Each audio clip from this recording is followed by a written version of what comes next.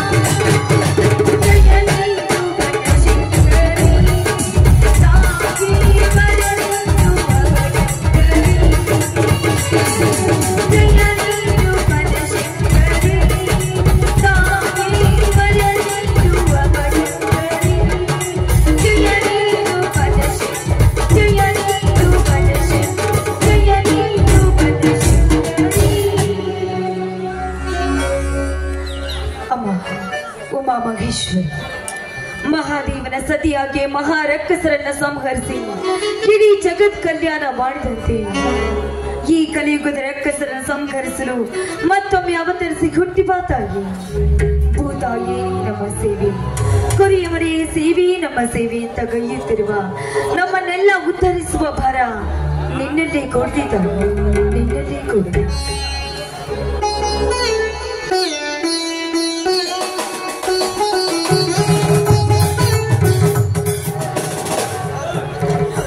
ಮಂಗಳ ಈ ಮಂಗಳಗೌರಿ ಪೂಜೆ ಮುಗಿಯಿತೆ ಮುಗಿತು ಸ್ವಾಮಿ ಭವತಾಪವನ್ನ ಕಳೆಯುವ ಈ ಭವತಾರಿಣಿಯ ಪೂಜೆ ಮಾಡಿ ಮುಗಿಸಿದ್ದೇನೆ ನೀವು ಕೂಡ ದೇವರಿಗೆ ನಮಸ್ಕರಿಸಿ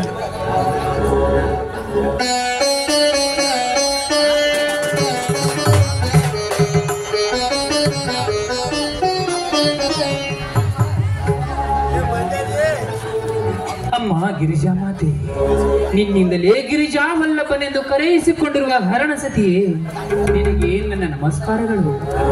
ಮಾಮರದ ಕೋಗಿಲೆಯು ಕೂಡ ಅಮ್ಮ ಎಂದು ನಿನ್ನ ಕೂಗಿ ಆನಂದಿಸುವಂತೆ ನಾವಿಂದು ನಿನ್ನನ್ನು ಪೂಜಿಸಿ ಭಾಗ್ಯವಂತರಾದೆವು ತಾಯಿ. ಅನ್ನ ಕೊಡುವ ಭೂಮಾತೆ ಮಾತು ಎಂದು ಹಗಲಿರುಳು ಬಿಸಿಲು ಚಳಿ ಮಳೆ ಎನ್ನದೆ ದುಡಿಯುತ್ತಿದ್ದೇವೆ. ಕುರಿಗಳನ್ನು ಸಾಕಿಕೊಂಡು ಭೀಮಾರ್ಜುನಂತೆ ತಮ್ಮಂದಿರನ್ನು ಬೆಳೆಸುತ್ತಿದ್ದೇನೆ. ಯಾವುದಕ್ಕೂ ಸದಾ ಕಾಲ ನಿನ್ನ ಆಶೀರ್ವಾದ ಇರಲಿ ತಾಯಿ. ಸ್ವಾಮಿ, ಇದೇನು ಸ್ವಾಮಿ, ನಿಮ್ಮ ಮಾತಿನಲ್ಲಿ ಸ್ವಲ್ಪ ಕಠೋರತೆ ಇದೆ ಅಲ್ವೇನು? ಹೌದು ಮಂಗಳ, ಕಠೋರತೆ ಎಂಬುದೊಂದು ಈಗಿನ ಈ ಕಠಿಣ ಕಾಲದಲ್ಲಿ ಒಂದು ಅಗ್ನಿ ಪರೀಕ್ಷೆಯ ಕಟ್ಟು ಇದ್ದಂತೆ. ಆ ಪರೀಕ್ಷೆಯಲ್ಲಿ ನಮ್ಮನ್ನೆಲ್ಲ ಗೆಲ್ಲಿಸಿ ಪಾಸು ಮಾಡು ಎಂದು ಬೇಡಿಕೊಂಡೆ. ಅಂದ್ರೆ ಇದರ ನಿಜದ ಅರ್ಥ? ನಿಜ ಮಂಗಳ, ಇದರರ್ಥ ನೀ ತಿಳಿಯ ಬಯಸಿದ್ರೆ ವ್ಯರ್ಥ. ನನ್ನ ಮಾತು ಅಲ್ಲಗಳೆದೆಲ್ಲಂದು ನನಗೊಂದು ಮಾತು ಕೊಡ್ತೀಯಾ? ಇದೇನು ಸ್ವಾಮಿ ನಿಮ್ಮ ಮಾತು? ಸತಿಯಾದವಳು ಪತಿ ಆಜ್ಞೆಯನ್ನು ಪರಿಪಾಲಿಸುವುದು ಸತಿಯಾದವಳ ಧರ್ಮ. ಅದಕ್ಕೆ ವಚನ ಶಾಸ್ತ್ರ ಹೇಳುತ್ತೆ, ಪತಿಯ ಸೇವೆಯನ್ನ ಮಾಡಿದ ಸತಿ 108 ವ್ರತ ಮಾಡಿದ್ರೇನು ಫಲ ಎಂಬಂತೆ. ನಿಮ್ಮ ಸತಿಯಾದ ನಾನು ನಿಮ್ಮ ಸೇವೆಗೈವೆ ಸ್ವಾಮಿ. ನಿಮ್ಮ ಪಾದ ಸಾಕ್ಷಿಯಾಗಿ ಹೇಳ್ತೀನಿ, ಅದೇನು? ಎದ್ದೇಳು ಮಂಗಳ, ಎದ್ದೇಳು. ಈ ಮಾತಿನಲ್ಲಿ ನನ್ನ ಅಜ್ಞಾನದ ಕಣ್ಣನ್ನು ತೆರೆಸಿ ಬಿಟ್ಟಿ, ಹೃದಯ ಬಡಿತ ಬದಲಾಗಿಸಿ ಬಿಟ್ಟಿ, ನಿತ್ಯ ನನ್ನ ನಿಟ್ಟುಸಿರಿನಲ್ಲಿ ಸುಟ್ಟು ಧೂಮ್ರಕಣವಾಗಿ ಹೊರ ಹೋಗುವ ಪ್ರತಿ ಉಸಿರಿನ ಕಣಗಳು ರಾಮ ಬಾಣವಾಗಿ ಪ್ರಜ್ವಲಿಸಿ ಉಜ್ವಲ ಭವಿಷ್ಯದ ಈ ಮನೆ ರಾಮರಾಜ್ಯದ ಗೂಡಾಯಿತು. ಆ ನನ್ನ ತಮ್ಮ ಬೀರ ಏನಾಯ್ತು ಸ್ವಾಮಿ? ನಮ್ಮ ಬೀರನಿಗೆ ಏನಾಯ್ತು?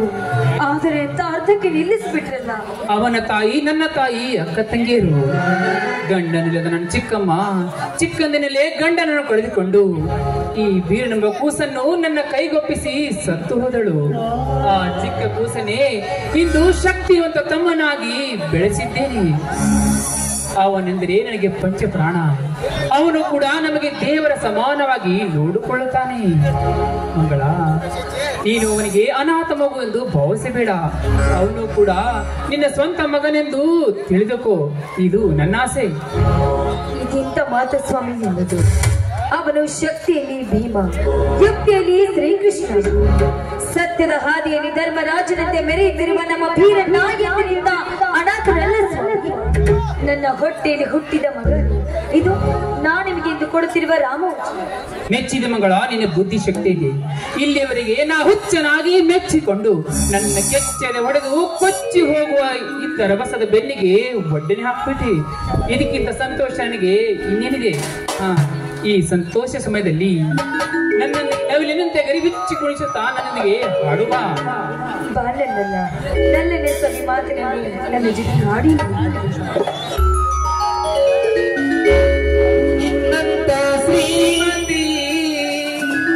ನಿನ್ನಂತ ಶ್ರೀಮತಿ ಕೈ ಹಿಡಿದಾಗ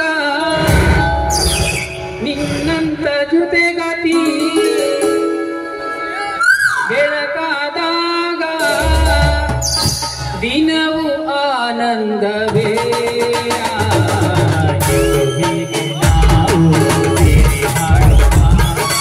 ದಿನವು ಸ್ವರ್ಗವೇ.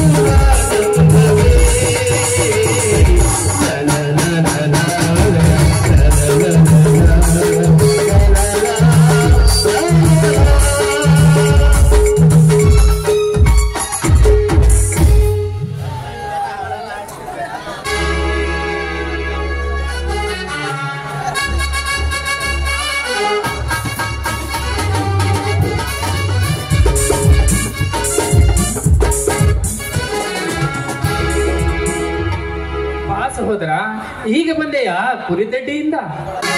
ಹೌದಣ್ಣ, ಕುರಿದಡ್ಡೆ ಕಸ ಹೊಡೆದು ಬಾಲಮರಿಗಳನ್ನು ತಾಯಿ ಮೊಲೆಗೆ ಬಿಟ್ಟು ಅವುಗಳನ್ನು ತೊಪ್ಪಲ ಹಾಕು ಬರೋದ್ರಲ್ಲಿ ಇಷ್ಟೊತ್ತಾಯ್ತು. ಬಾ ಮಗ, ಕೈಕಾಲ್ ಮುಖ ತೊಳ್ಕೊಂಡ್ ಬಾ, ಬಿಸಿ ಬಿಸಿ ಉಪ್ಪಿಟ್ಟು ಮಾಡಿರಿ, ಉಪ್ಪಿಟ್ಟು ತಿಂದು ಚಹಾ ಕುಡಿಯುವಂತೆ. ಈ ಬೀರನಿಗೆ ಚಹಾ ಏನಮ್ಮ? ಹೆತ್ತ ತಂದೆ ತಾಯಿ ಅಂತಿರುವ ನಿಮ್ಮಂತ ಅಣ್ಣ ಅತ್ತಿಗೆಯರ ಕೈ ತುತ್ತಿನಿಂದ ಕೆಚ್ಚದೆ ಬೆಳೆಸಿಕೊಂಡಿರುವ ಈ ಬೀರ ಈಗಾಗಲೇ ಒಂದು ತಂಬಿಗೆ ಹಾಲು, ಒಂದು ಭಗವಾನೆ ಜೋಳದ ನುಚ್ಚನ್ನು ಉಂಡೇ ಬಂದಿದ್ದಾನೆ. ಹಾ ಅತ್ತಿಗೆ, ನಾನಂದ್ರೆ ನಿಮಗೆ ಇಷ್ಟ ಅಲ್ಲವೇ? ತಮ್ಮ, ಇಂದು ಹೇಗೆ ಕೇಳುತ್ತಿರುವಿ? ನೀನಂದ್ರೆ ನಮ್ಗೆ ಪಂಚಪ್ರಾಣ. ಅಣ್ಣ, ಅದೆಲ್ಲವನ್ನು ತಮ್ಮ ಧರ್ಮದ ನುಡಿಯಿಂದ ಕೇಳಿಸಿಕೊಂಡೇನಣ್ಣ. ಹಾ ಹಾ ಅದು ಅದು ಅದು ಏಕಣ್ಣ ತೊದಲಿಸುತ್ತಿರುವೆ? ಹಾ ಅಣ್ಣ, ಈಗ ತಾನೇ ಹೇಳಿದೆಲ್ಲ, ನಾನಂದ್ರೆ ನಿಮಗೆ ಪಂಚಪ್ರಾಣ ಅಂತ. ಇರ್ಲಿ ಅಣ್ಣ, ನಿನ್ನ ಪೀಳಿಗೆ ಸಂತೆಯಲ್ಲಿ ನಾನು 10 ಕುರಿಮರಿಗಳನ್ನು ತೆಗೆದುಕೊಂಡು ಹೋಗಿದ್ದೆ. ಒಂದು ಕುರಿಮರಿಗಳಿಗೆ 10,000 ರೂಪಾಯಿ ಅಂತೆ. 1,00,000 ರೂಪಾಯಿ ಹಣವನ್ನು ತಂದಿದ್ದೇನಣ್ಣ. ತೆಗೆದುಕೋಣ ಈ 1,00,000 ರೂಪಾಯಿ ಹಣಗಳನ್ನು.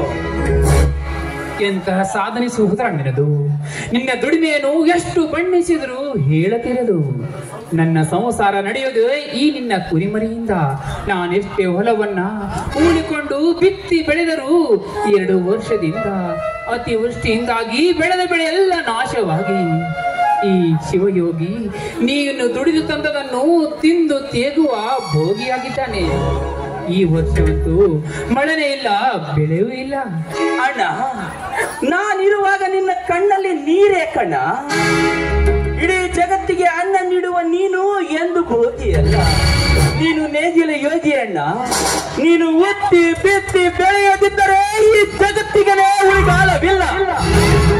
ಅಂತದ್ರಲ್ಲಿ ಇದು ನಿನ್ನ ನಿತ್ಯದ ಕಾಯಕ ಅಣ್ಣ, ನಿನ್ನ ನಿತ್ಯದ ಕಾಯಕ. ಎಂತಹ ವಿಚಾರ ಶಕ್ತಿ ಅಡಗಿದೆ ಸಹೋದರ ನಿನ್ನಲ್ಲಿ. ನಿನಗೆ ಕಾಯಕದ ಅರ್ಥವೂ ಗೊತ್ತೇ? ಅಣ್ಣ, ಧರ್ಮ ವೀಕ್ಷಿಕೊಂಡಿರುವ ನಿನ್ನ ತಮ್ಮನಾದ ನನಗೆ ಕಾಯಕದ ಅರ್ಥ ಗೊತ್ತಿಲ್ವೇ? ಅಣ್ಣ ಕೇಳನ, ಕಾಯಕ ಯೋಗಿಯ ಅರ್ಥ ಅಂಗಹೀನ ಅಂಗ ಅನಾಥರಿಗೆ ತಂದೆಯಾಗಿ, ಮೂಗರಿಗೆ ಮೇಘನಾದವಾಗಿ, ಸಂಗೀತ ಕಲೆ ಗಾಯನ ಕಲಿಸಿದ ಗದುಗಿನ ಪುಟ್ಟ ರಾಜರು ಗಾನಯೋಗಿ, ಲಕ್ಷಾನುಲಕ್ಷ ಮಕ್ಕಳಿಗೆ ವಿದ್ಯಾದಾನ ಮಾಡಿ ಅನೇಕ ಶಿಕ್ಷಣ ಸಂಸ್ಥೆಗಳನ್ನು ಕಟ್ಟಿ ಸಾವಿರಾರು ವಿದ್ಯಾರ್ಥಿಗಳಿಗೆ ವಿದ್ಯಾದಾನ ಮಾಡಿ ಹಸಿದು ಬಂದವರಿಗೆ ಒಂದೊತ್ತಿನ ಅನ್ನವನ್ನು ನೀಡಿ ಶ್ರೀವಿಧ ದಾಸೋಹಿ ಎನಿಸಿಕೊಂಡಿರುವ ಆ ತುಮಕೂರಿನ ಸಿದ್ಧಗಂಗಾ ಶ್ರೀಗಳು ಶಿವಯೋಗಿ. ಅಣ್ಣ, ಹಳ್ಳಿ ಹಳ್ಳಿಗೆ ಸಂಚಾರ ಮಾಡಿ ಕೋಟಿ ಜಪ ಯಜ್ಞ ಮಾಡಿಸುತ್ತಾ ಅನೇಕ ಭಕ್ತರಿಗೆ ದೀಕ್ಷೆಯನ್ನು ಕೊಟ್ಟಿ ಈ ಮಾಂಸಮಯ ಶರೀರವನ್ನು ಮಂತ್ರಮಯ ಶರೀರವನ್ನಾಗಿ ಮಾಡಿಸಿದ ಗುರು ಶ್ರದ್ಧಾನಂದರು ಸಂಚಾರಿ ಯೋಗಿ. ಅಣ್ಣ, ಹುಟ್ಟಿನಿಂದಲೇ ಕಾಂಚನವನ್ನು ಕಾಲಿಲೆ ಸರಿಸಿ ಜೀವನವನ್ನು ತ್ಯಾಗ ಮಾಡಿ ಜೇಬುಗಳಿಲ್ಲದೆ ಶರ್ಟ್ ಅನ್ನು ಧರಿಸಿ ಈ ಜೀವನ ಇಲ್ಲದ ಮೇಲೆ ಇದರಲ್ಲಿ ಏನಿದೆ ಎಂದು ಬರೆದಿಟ್ಟು ಶಿವಾದಿನರಾದರು.